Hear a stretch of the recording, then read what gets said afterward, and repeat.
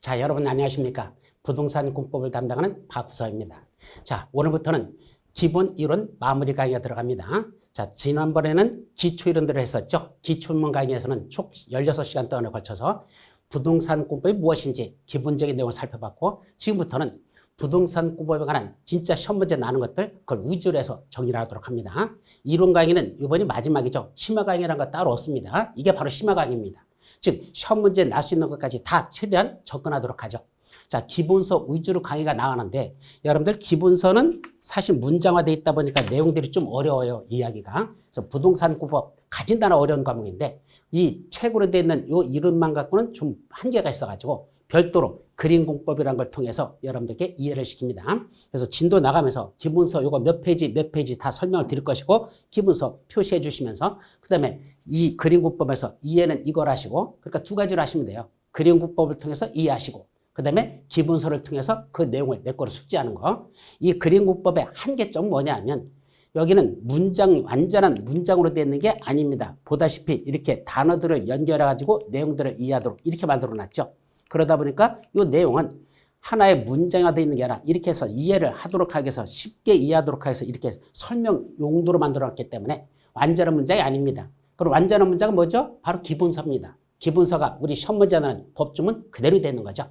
그래서 우리는 그림공법을 통해서 먼저 이해를 하시고, 그 다음에 이 기본서를 통해서 그 내용을 정확하게 숙지하는 것, 이렇게 두 단계로 공부한다면 공법을 이해하는데 훨씬 빠르고 정확하게 숙지할 수 있다, 이렇게 말씀드립니다. 그래서 이 그림공법은 별도로 책자가 별도로 지금 만들고 있는 중인데, 아직은 완성되지 못했고 지금 일부 수정 작업을 하고 있어요. 그래서 작년에도 이 책이 나왔었지만 새로 수정 작업을 하고 있습니다. 그래서 너무 색깔이 좀 화려해가지고 보기가 불편하다는 분들이 있어가지고 색을 최대한 이렇게 좀 죽이는 작업으로 지금 하고 있고, 그래서 또 내용 일부 추가할 거 추가하면서 지금 책을 새로 쓰고 있습니다. 아마 12월 중순 넘어가면 책자가 나올 것 같은데, 필요하신 분들은 별도로 다 구입하시면 되고, 그렇지 않은 분들은 그냥 수업 진도 들으면서 보기만 해도 되고, 진짜 마지막은 뭐로 간다? 기본서에 있는 내용을 내 거로 중요한 것들은 숙지하는, 그래서 여기 있는 내용이 기본서에 어떻게 표시되는지 이걸 보시면서 정리하는 이런 단계로 공부하시면 충분하다라는 걸 말씀드리죠. 그럼 제일 먼저 나오는 게 뭐죠?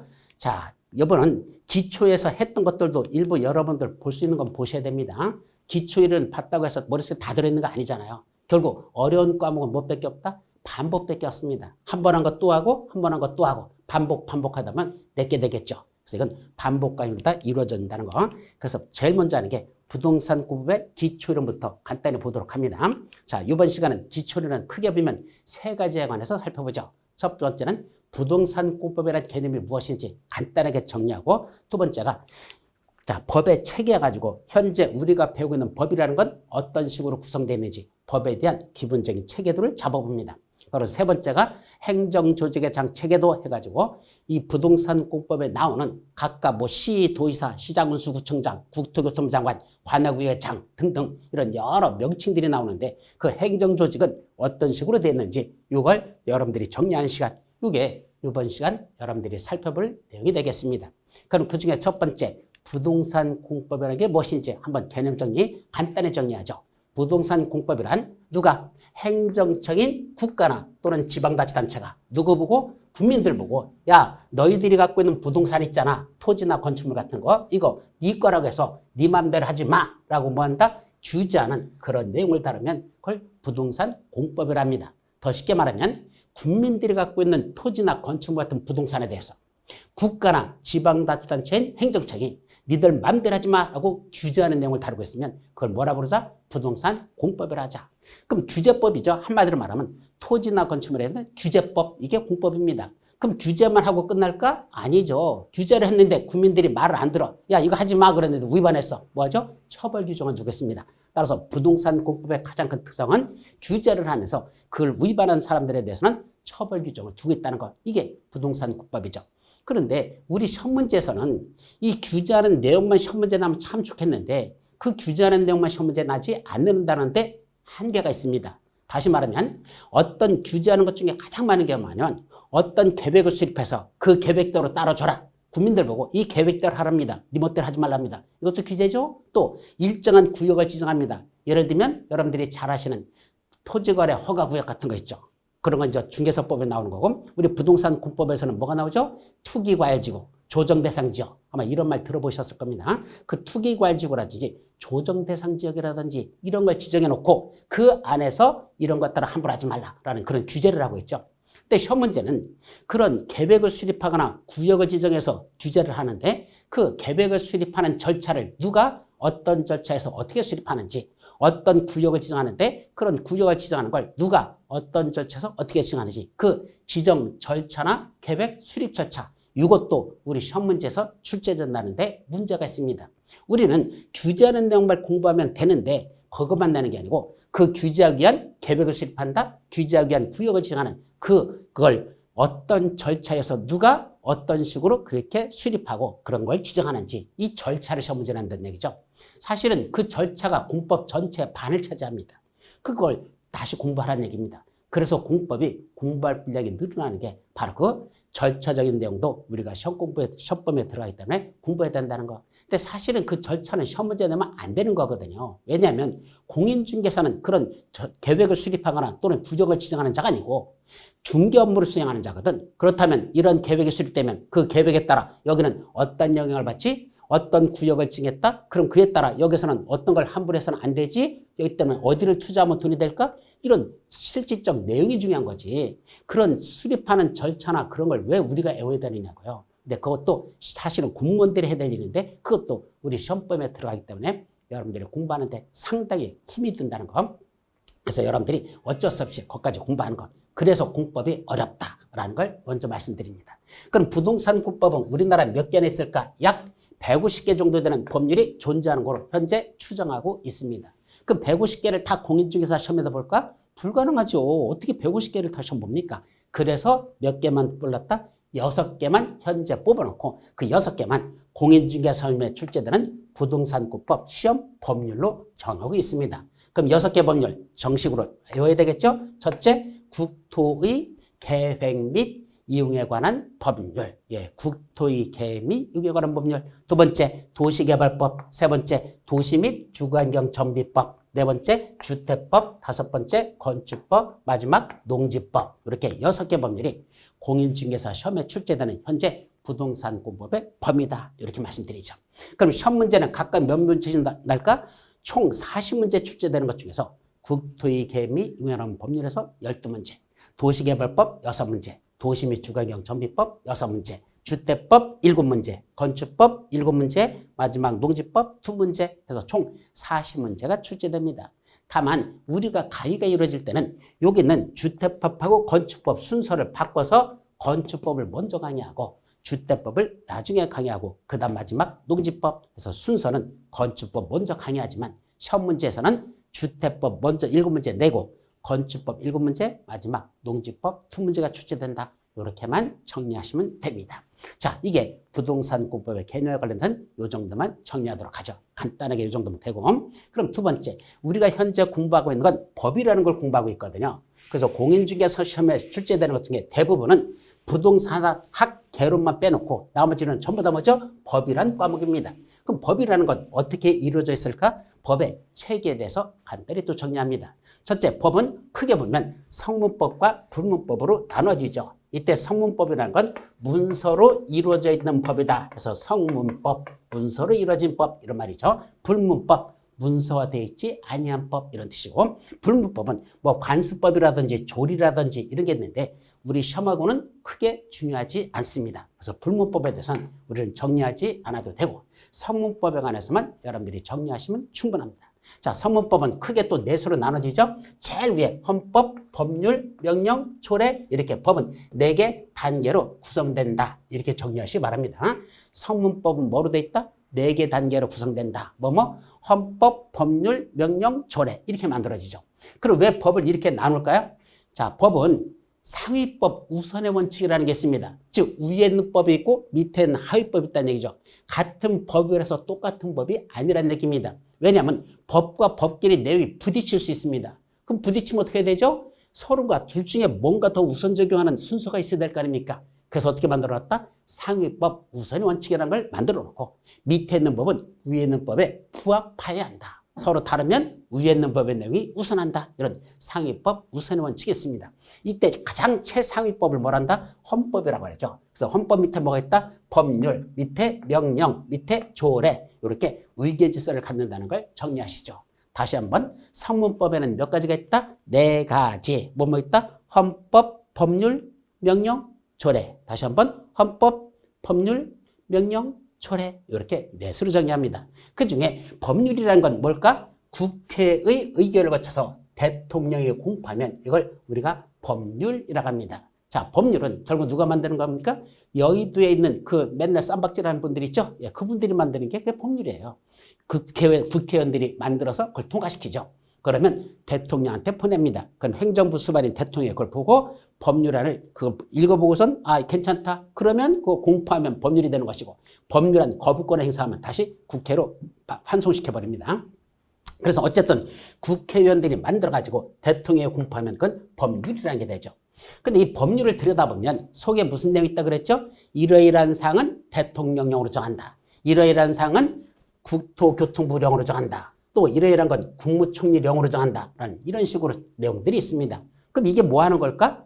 법률에다 모든 걸 시시콜콜한 걸 다 집어넣기는 벅차니까 법률에 대가는 뭐라 되냐? 이러이러한 세부적인 사항은 대통령 네가 법을 만들어. 그 대통령 보고 의임을 해서 대통령이 만드는 법을 대통령령이라 부르고 이거는 굳이 대통령까지 올라갈 것도 없어. 국무총리나 또는 장관 네가 만들어. 그래서 장관에게 위임하는 걸 그중에 특히 우리는 부동산에 가는 거니까 국토교통부 장관에게 위임해서 그 장관 네가 만들어. 그래서 만드는 법을 국토교통부령으로 정한다. 그렇게 표현하죠.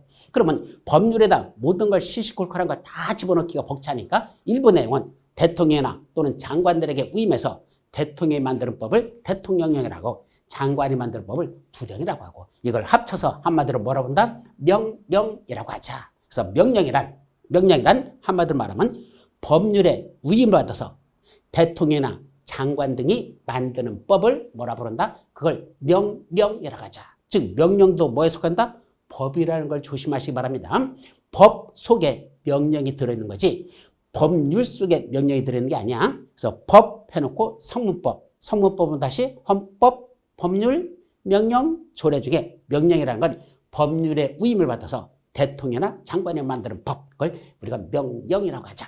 그럼 구체적으로 대통령령으로 정한다? 국토교통부령으로 정한다. 세부적인 걸 찾고 싶으면 대통령이 만든 법이 어디 들어있어야 될 거 아닙니까? 장관이 만든 게 어디 들어있어야 되고 그 세부적인 걸 찾고 싶으면 뭘 찾아봐라?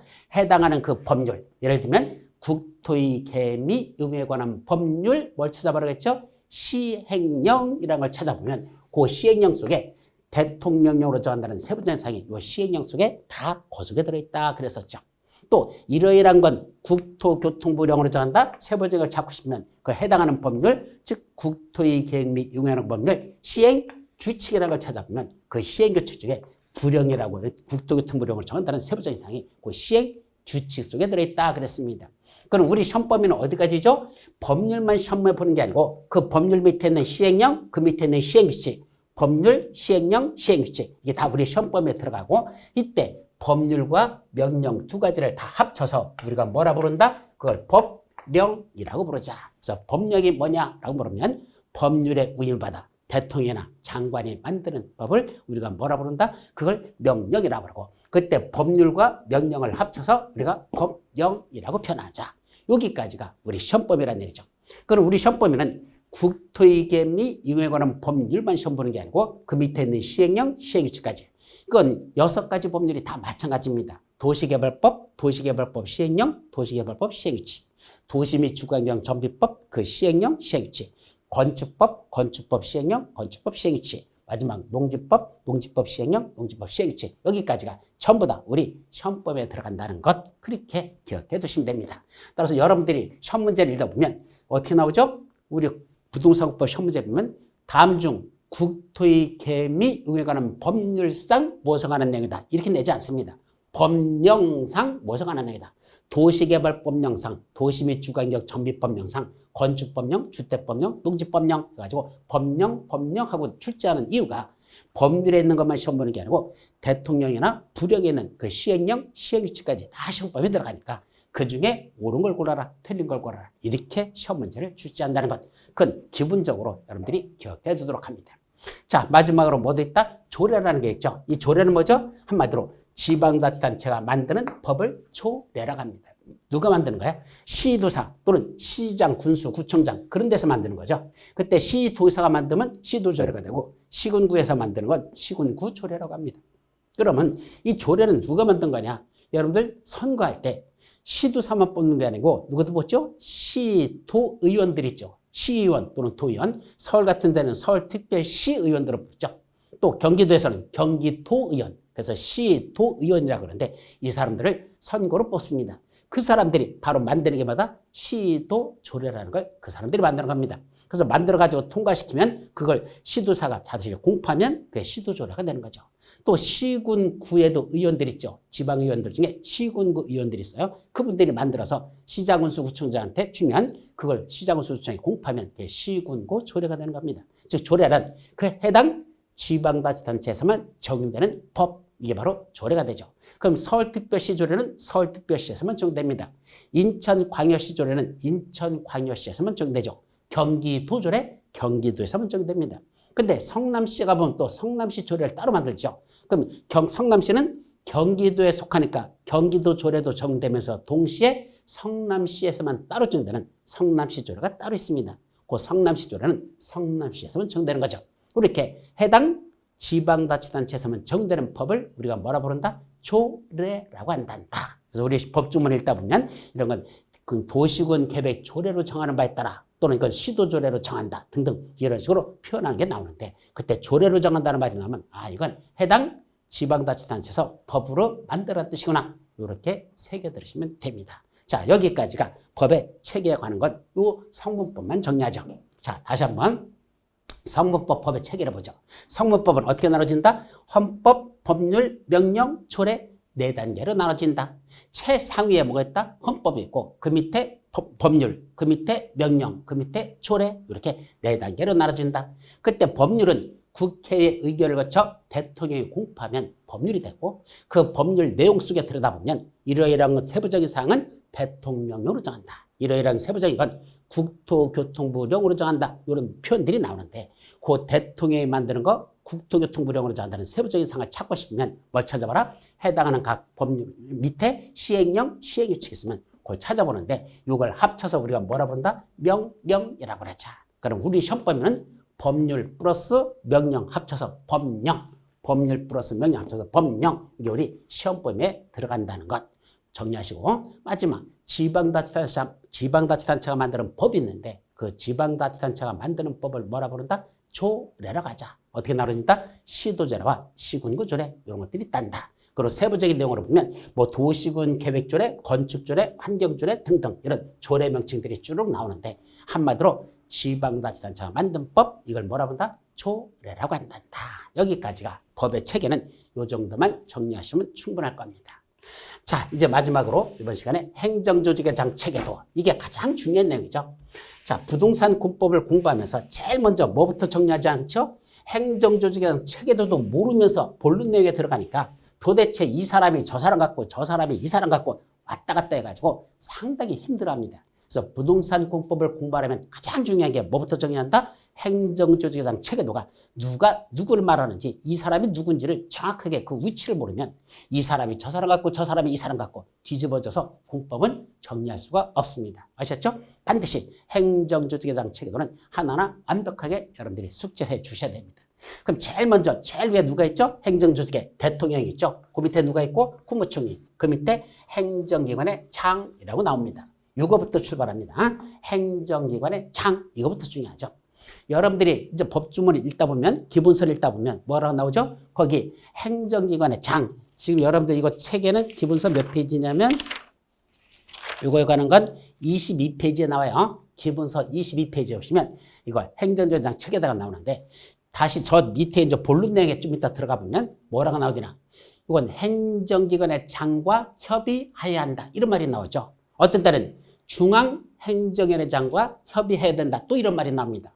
그럼 행정위원회 장하고 협의한다고 중앙행정위원회 장하고 협의해야 된다는 이 말이 나오는데 도대체 이 사람하고 이 사람의 차이가 뭡니까? 처음부터 머리가 띵해지죠. 그러니까 이거부터 정리하라는 얘기입니다. 즉 행정기관의 장은 중앙행정위원회 장과 지방행정위원회 장 둘로 일단은 나눠진다는 것. 따라서 누가 더 넓은 개념입니까? 행정위원회 장이 더 넓은 개념이고 그게 둘로 나눠져서 중앙행정위원회 장, 지방행정위원회 장으로 나누자. 그런데 이때 중앙행정위원회 장을 한마디로 뭐라 한다? 장관들이에요. 장관들. 우리는 한 18명의 장관들이 있는데 그 장관들 하나를 다 뭐라 부른다? 중앙행정위원회 장이라고 부르자.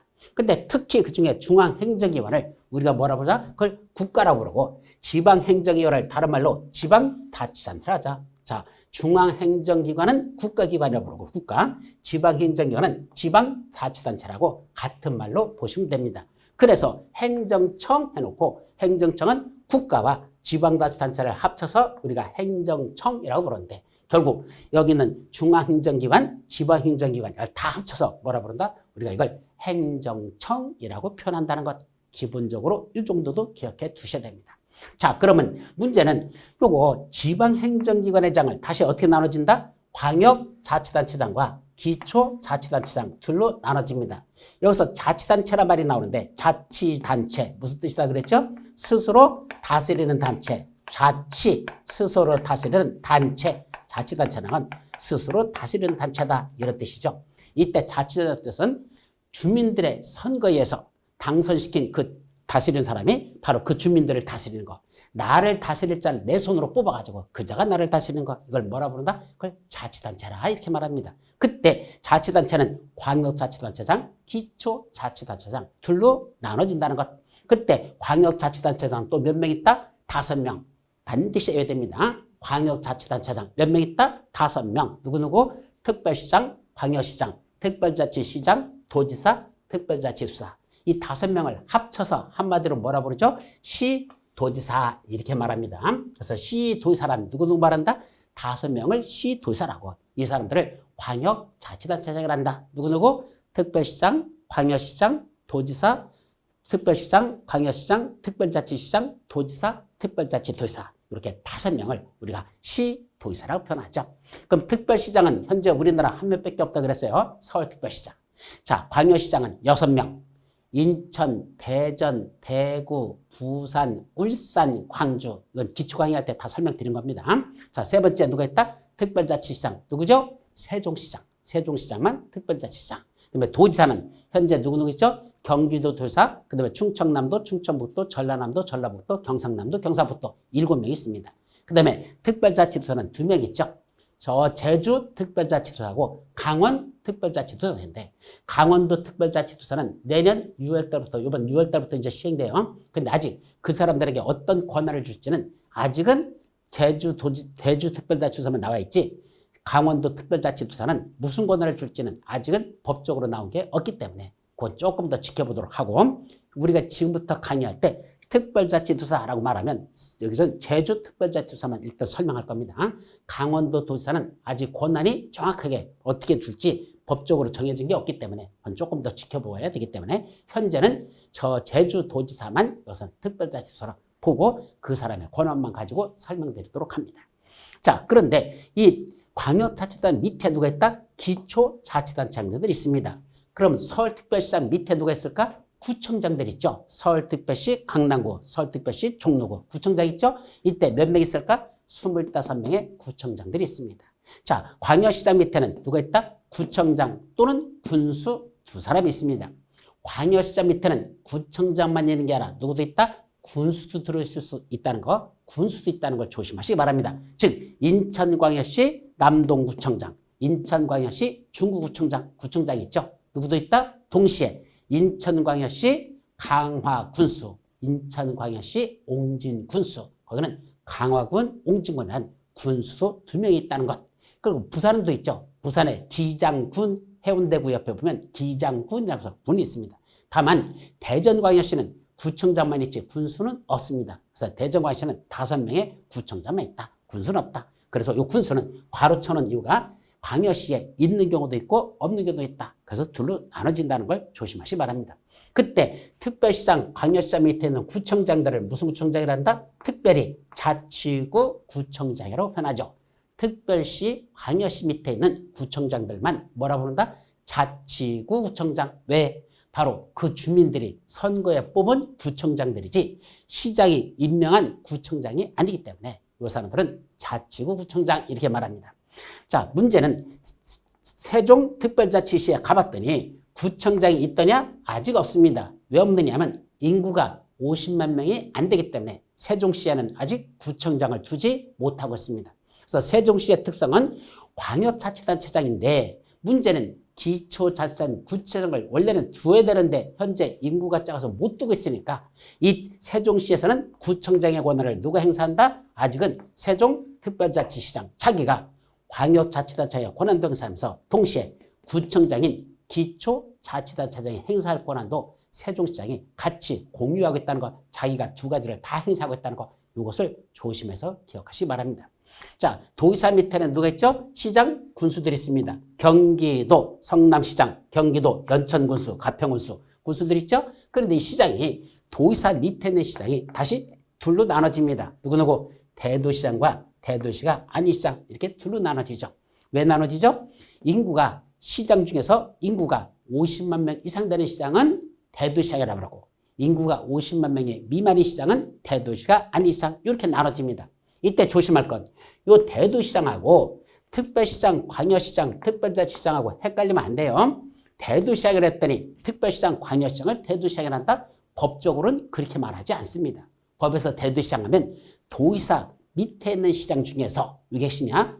도지사 밑에 있는 시장 중에서 인구가 50만 명 이상 되면 대도시장이라고 하고 인구가 50만 명 미만 되면 대도시가 아닌 시장이라고 부르죠. 그래서 경기도 밑에 있는 시장들 중에서 성남시장 또는 용인시장 이런 사람들은 인구가 50만 명 이상 되기 때문에 그 사람들은 대도시라고 하고 과천시장 또는 안성시장 이런 사람들은 인구가 50만 명이 안 되기 때문에 대도시가 아닌 시장 이렇게 구분한다는 걸 조심합니다.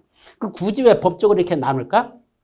원래는 대도시가 아닌 시장하고 군수 있죠? 이 두 사람. 대도시 아닌 시장 군수. 이 사람들은 우리 집에 초등학교 2학년 수준으로 본다 그랬었습니다. 뭔가 몰라도 부족하다는 얘기입니다. 따라서 고유권한을 주긴 줬는데 그 고유권한을 행사하기 전에 엄마한테 가지고 와서 좀 허락을 받으라는 얘기입니다. 즉 대도시가 아닌 시장과 군수가 어떤 법적인 업무를 수행할 때는 위에 있는 도의사한테 와가지고 승인을 받고 하라는 게 우리 공법에 상당수가 나옵니다. 그래서 대도시가 아닌 시장과 군수가 할 때는 도의사한테 승인받아라 라는 것들이 법적으로 상당히 많이 나오는데 대도시장은 원칙적으로 승인받지 않습니다.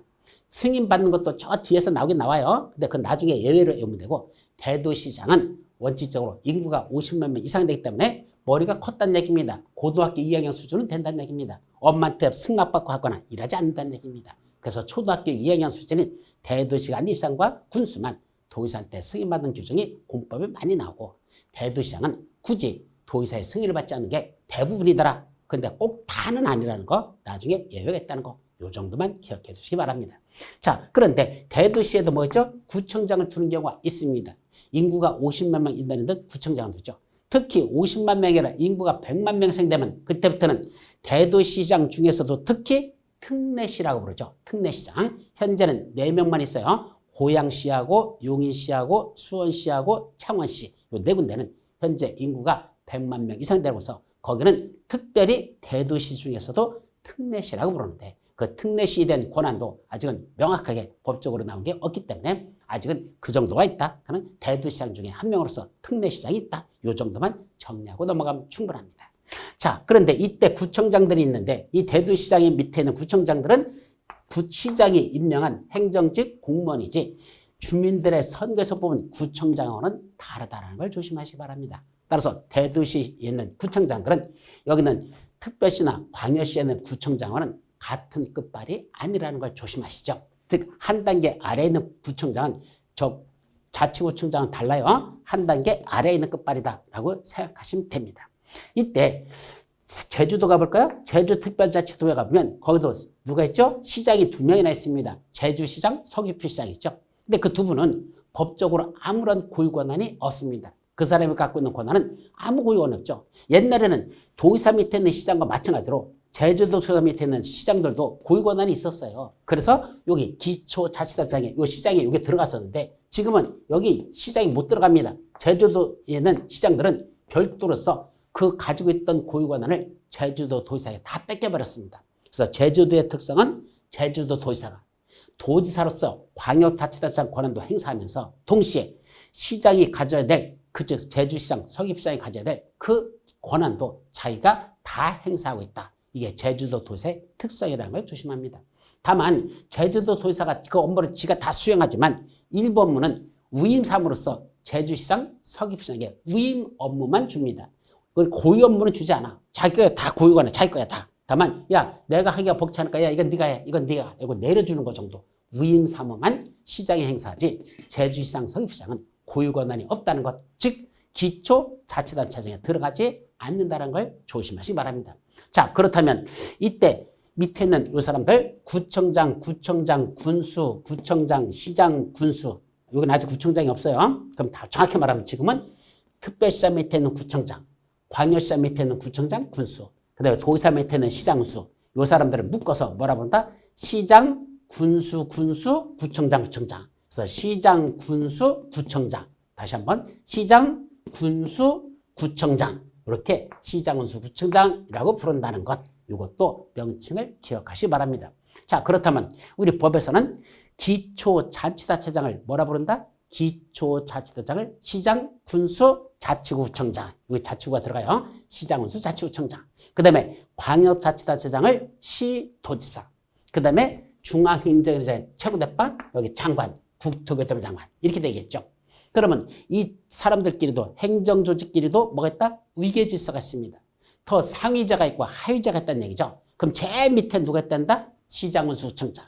그 위에 누가 있다? 시도지사. 그 위에 누가 있다? 장관. 이렇게 위계질서를 갖는다는 걸 기억하시기 바랍니다. 다만 요 장관하고 시도지사하고 이 권한이 지금 상당히 좀 애매모호해지고 있는데 이게 무슨 말이냐면 옛날에는 장관 밑에 시도사가 있었어요. 그래서 옛날에 장관이고 시도사는 차관급으로 봤었거든. 옛날에 그랬어요. 근데 지금은 시도사들이 행정 공무원 임명직이 아니고 누구죠? 선출직이거든. 자치단체이기 때문에 주민들이 선거로 뽑거든요. 자, 서울특별시장 인구가 얼마나 됩니까? 1,000만 명 가까이를 거느리고 있습니다. 경기도 도지사 1,000만 명 넘습니다. 그걸 거느리고 있습니다. 그러다 보니까 국토교통부 장관과 서울특별시장 또는 저쪽 경기도 도지사 이 두 사람의 권한을 비교해보면 명칭으로서는 장관이 더 위에 있지만은 실질적으로는 서울특별시장 또는 경기도 도지사 이 사람들이 더 실질적 파워는 더 크거든요. 이분들을 보고는 잠룡이라고 그러죠. 장차 용이 될 사람, 즉 대통령 후보라는 얘기입니다. 반면에 장관을 보고는 대통령 후보라고 아직은 말하지 않습니다. 그럼 결국은 명칭으로 봐서는 장관의 한 단계 더 위고 시도사가 한 단계 아래지만 실질적 권한으로 본다면 파워가 오히려 시도사가 더 높을 수도 있다는 얘기입니다. 그래서 저 법이 만들어지는 게 그에 따라서 달라지고 있습니다. 어떻게 달라진다? 원래는 시도지사들이 어떤 일을 할 때는 위에 있는 장관한테 뭐 받아라? 승인받고 하라 이런 게 있었어요. 옛날엔 장관의 시도사는 위에는 국토교통부에 승인을 받아라 이런 것들이 많았었죠. 지금은 승인받아라는 것도 일부 있긴 있지만 승인보다는 지금 더 뭐가 더 많더냐? 협의하라는 말이 더 많이 나옵니다.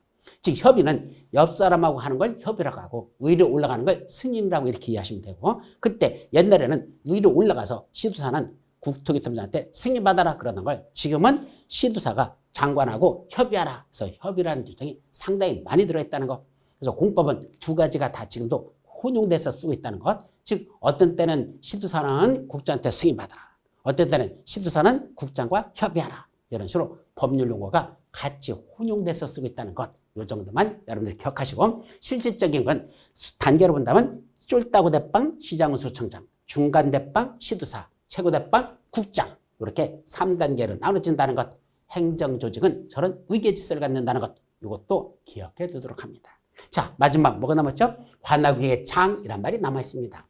이때 관할구역이라는 건 내가 거느리고 다스리는 구역을 관할구역이라고 표현하자. 거느리고 다스리는 구역. 너무 넓어도 안 되고 너무 좁아도 안 된다. 이걸 관할구역 개념으로 정의하죠. 그럼 관할구역은 뭐뭐 있을까? 바로 광역자치단체가 원하는 관할구역이에요. 즉 서울특별시 전체를 하나의 관할구역으로 봅니다. 서울특별시 거느리기에 너무 크지도 않고 작지도 않은 거로 봅니다. 적당하다고 보는 겁니다. 반면에 인천광역시 이것도 하나의 관할구역이죠. 세종특별자치시 이것도 하나의 관할구역입니다. 근데 경기도 요거는 관할구역으로 보지 않습니다. 왜요? 너무 넓어요. 경기도는 어디부터죠? 저 위에 연천군 거기서부터 시작돼가지고 저 밑에 평택시 그 밑에까지거든. 엄청나게 넓습니다.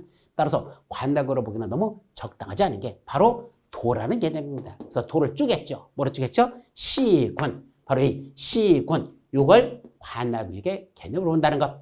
따라서 도는 관할구역의 개념이 아니고 시군이 관할구역의 개념으로 본다는 것. 그 다음에 제주도는 어떻게 되죠? 그 자체를 하나의 관역으로 봅니다. 제주도는 그래서 제주특별자치도를 하나의 관역으로 본다. 따라서 관할구역 하면 뭐뭐로 나눠진다?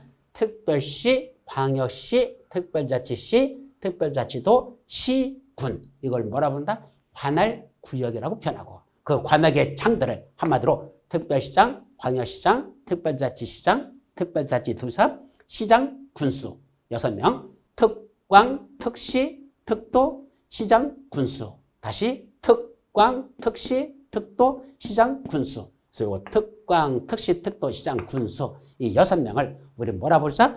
관역의 장이라고 표현하자. 그래서 여러분들 기본서 22페이지에 보시면 요 관역의 장 해놓고 요건 옆에다 별도로 써놓지 않았지만 써놓으세요. 어차피 이렇게 외워야 됩니다. 6명을 하나씩 발음해서 다 외우기에는 시간이 너무 오래 걸리니까 우리 최대한 줄여서 어떻게 읽는다? 특광, 특시, 특도, 시장, 군수. 이걸 한마디로 관역의 장이라 부르자. 자, 다시 한번 관역의 장 하면 누구 있다? 6명. 시작. 특광, 특시, 특도, 시장, 군수. 앞으로 이 발음은 수백 번 나올 겁니다. 수백 번 나오니까 어차피 이래저래 외워야 되는 거야. 다시 한번 관역의 장, 특광, 특시, 특도, 시장, 군수 6명을 뭐라 본다? 관역의 장이라고 부르고 이 행정조직의 권한을 보면 우리 법주문에 어떻게 나올까? 어떤 때는 이러이러한 건 시장군수구청장이 행사한다. 이러이러한 건 시도사가 행사한다. 이러이러한 건 국토교통청장이 행사한다. 이러이러한 건 특광, 특시, 특도, 시장, 군수가 행사한다. 이런 말이 법주문에 쫙 나옵니다. 그러다 보니까 도대체 시장군수구청장이 누군지 시도사가 누군지 이 관역의 장들인 특광, 특시, 특도, 시장군수가 누군지를 이걸 구분하지 못하면 이 사람이 저 사람 같고 저 사람이 이 사람 같고 막 뒤집어지기 시작합니다. 그래서 어려워지는 겁니다. 반드시 이 조직을 먼저 암기를 하셔야 된다는 거. 자, 그렇다면 잘 보세요.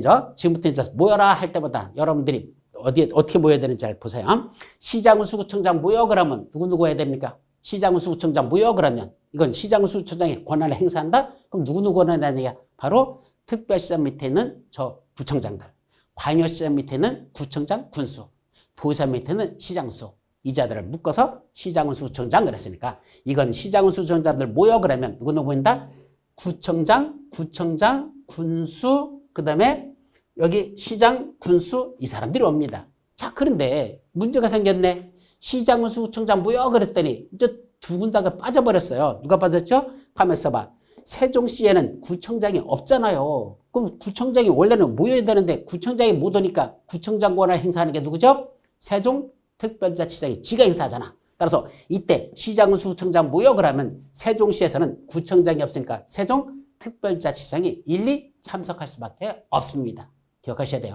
따라서 시장군수구청장 앞에 누가 들어온다? 특시라는 게 들어가는데 그건 세종시에서는 구청장이 없으니까 세종시장이 그 구청장을 대신 없으니까 지가 와서 이 업무를 수행할 수밖에 없다. 그래서 여기는 세종시장이 옵니다. 또 하나 있죠.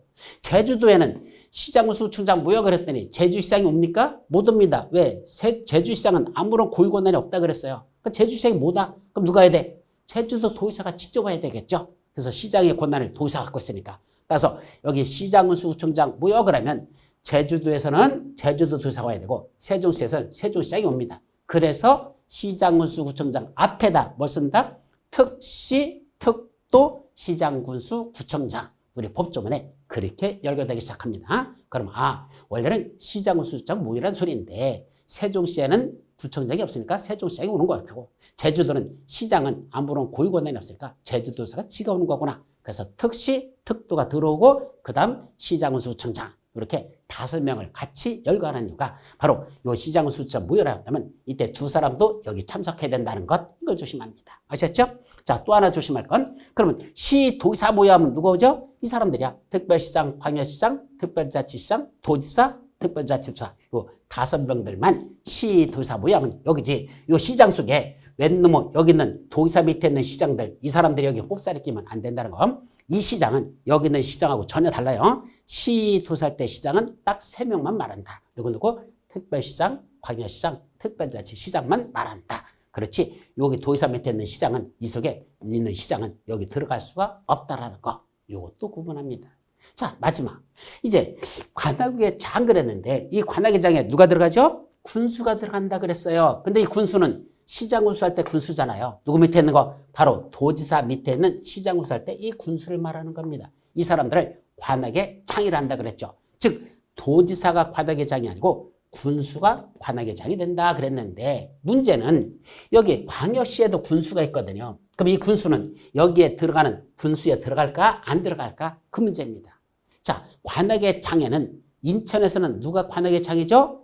인천광역시장이 관악의 장이지. 인천광역시 강화군 옹진군수는 관악의 장이라고 부르지 않습니다. 이걸 조심하시기 바랍니다.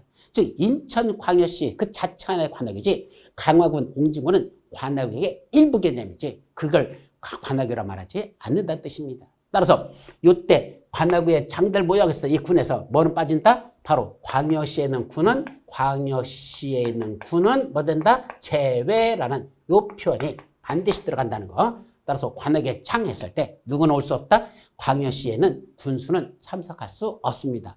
인천광역시장이 관악의 장으로 참석하는 거지 밑에는 군수가 올 수는 없다는 걸 조심하시기 바랍니다.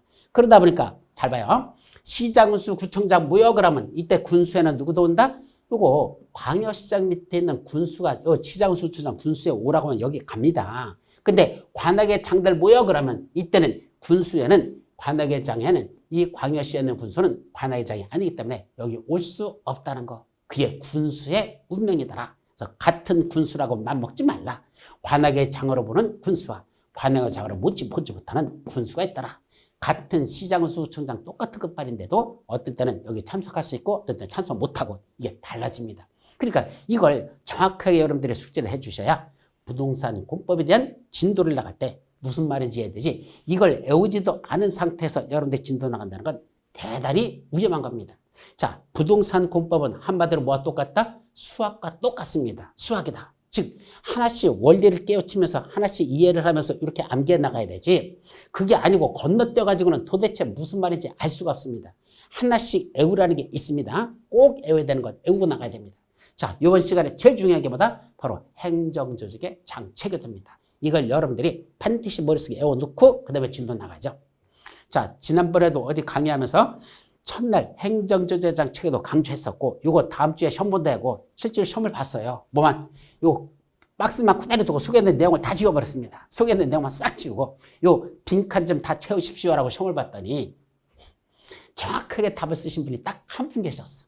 요 속을 다 채워보라고 했더니 분명히 시험 본다고 그랬거든. 그리고 그 다음 주에 이제 가가지고 첫 시간에 말씀드려놓고 넷째 시간까지 쉬는 시간에 좀 보라고 했더니 열심히 보시더라고. 왜 시험 본다는데 또 채점해서 성적 보겠다는데 또 자존심이 있어서 또 쪽팔려 하셔서는 안 되니까 또 열심히 외우시더라고. 그런데도 불구하고 이걸 정확하게 이걸 다 채울 수 있는 사람은 한 분밖에 없었다는 거. 상당히 좀 마음이 아팠었는데 쉬운 듯 하면서도 쉽지가 않습니다. 용어들이 하나하나 정확하게 외운다는 게 쉽지가 않죠. 왜? 생전에 이런 거 모르고 이전까지 살아오는데 지장이 있었나요? 없었잖아요. 근데 공법을 공부하려면 외우셔야 됩니다. 저것도 모르면서 출발해가지고는 진도가 나갈 수가 없다는 거.